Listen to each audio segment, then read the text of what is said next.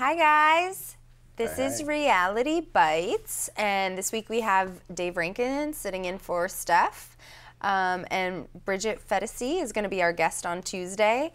So we wanted to get warmed up with a little audience question.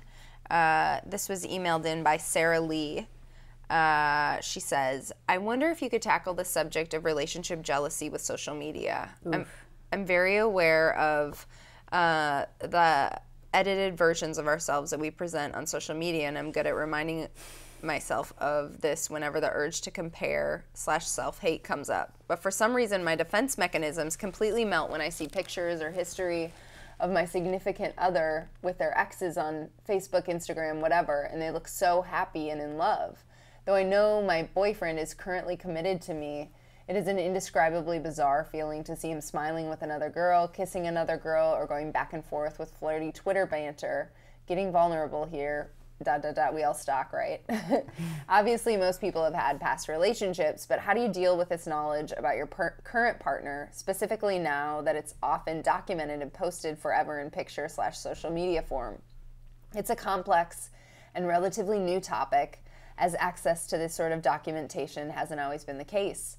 Only recently has our internet world given us such instant access to people's virtual scrapbooks. It enables this new brand of relationship jealousy. Anyway, I'm really interested in your opinions and any tips or experiences you have to offer from a fellow gal navigating love in the digital age. What do you think? That's tough. I mean, you're human, so it's human nature to, I think, wonder, but for me, I don't stalk. I just don't. I have I call it the deafening. I'm not interested. I'm too self-absorbed to stalk anyone. Who's got time for that shit?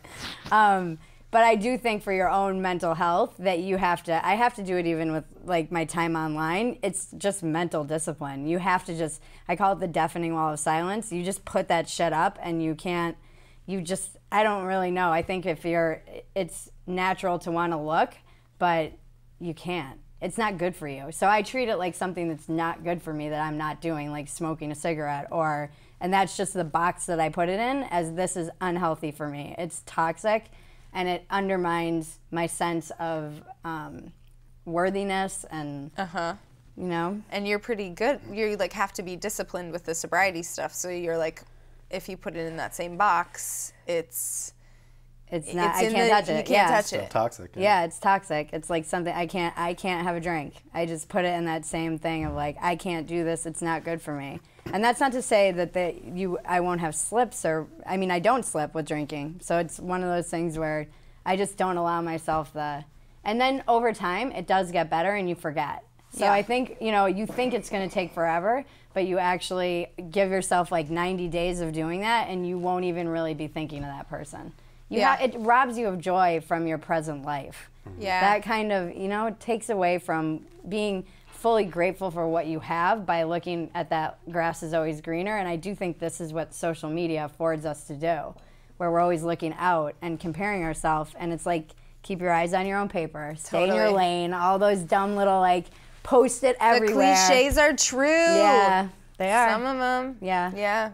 Same time, though, I mean, she brings up good points, because as much as we want to take the high road, I mean, my 5-year relationship ended because my girlfriend snooped through my email and found stuff she didn't want to see. Most times I hear people snooping, it doesn't end well, and it is a jealousy. And jealousy is very toxic to a relationship. So if she's dealing with just feelings of jealousy, this social media world we live in now, No, it amplifies that. Amplifies it so much. Yeah. It's like everyone's a private detective now, especially with breakups. Everyone says this. And I'm not a private When detective. if it ends and I didn't want it to end, then I go down that rabbit hole. I have a tendency to but do not that during too. not during a relationship, which I think she was saying she does. During? Currently. Is that she currently in the? Yeah, Yeah, she's she's currently in a relationship. She's going to. It's going to weird. his past. She's Yeah, going to that's a his weird past. one. No, I get that, and Do I have you? actually had an couple ex-boyfriends, I think, comment on that you look so happy in these pictures, but that's a snapshot. That's a moment in time, and also pictures don't always they say they're worth 1,000 words, but they don't tell the whole story. So, you know, Is it just comparing, like, what you have now to what you had, I guess, it's pretty normal, I think, to, you know, people who are divorced, they do it, where it's like they compare themselves to the new wife or the new husband, and... Yeah. But my advice to her, I guess, is that you don't have all the information. You don't know, you can't see that person's flaws in the picture. He's with you. You should be, you know, be confident. Yeah, totally. But she's looking at her exes, right? Her ex with his former partners. With his, his current partners. Or, I thought it was her current partner with his exes. No. Did Sorry. I misunderstand that? I said ex when I meant partner. She's looking at her partner with his exes. Okay. So, and she's assuming, based on the perceived happiness, you know, that's what's causing the jealousy and the threatening feelings. And that's totally normal, but also normal. You don't have all the information, and he's with you. He's with you, so you shouldn't question. And social media is so curated. Yeah. And also, I think sometimes we forget we have the ability to delete things. Yeah. Like, you don't have to leave. It's not, I still have stuff. Some of my exes are still on my feeds and timelines and stuff. And I don't feel that, I'm not currently attached to them, so I don't feel the need to go back and delete all that shit. But I could if I wanted to.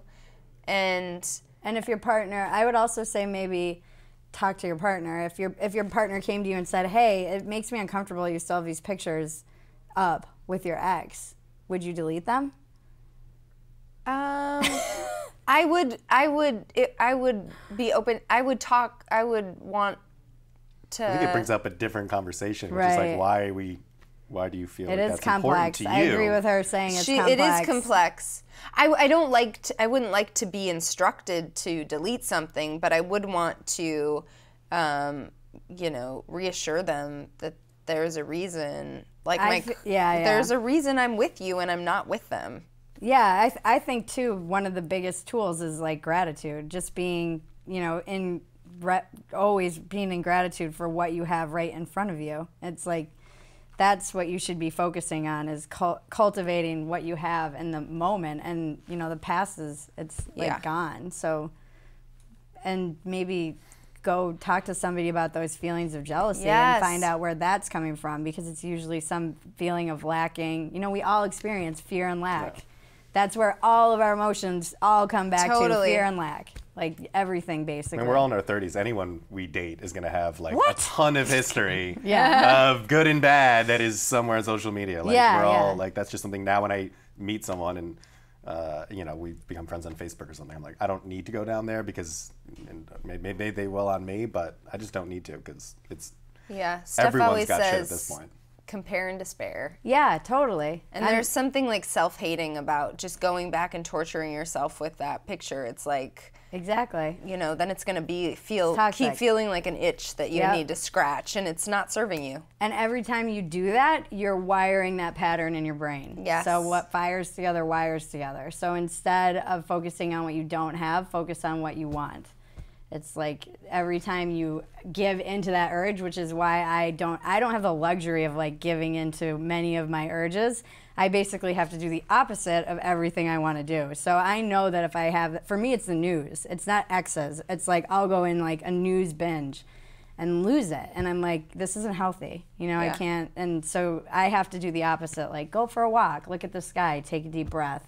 Step away from the fucking computer, basically. Just step away. It's good advice. Yeah, that's great advice. So come back for more great advice and fun combo with Bridget and Dave. We'll see you on Tuesday. Yay.